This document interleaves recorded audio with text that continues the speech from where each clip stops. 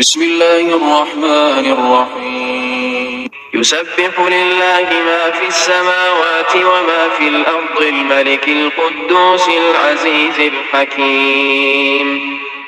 هو الذي بعث في الأميين رسولا منهم يتلو عليهم آياته ويزكيهم ويعلمهم الكتاب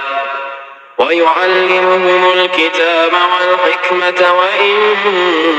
كانوا من قبل لفي ضلال مبين وآخرين منهم لما يلحقوا بهم وهو العزيز الحكيم ذلك فضل الله يؤتيه من يشاء والله ذو الفضل العظيم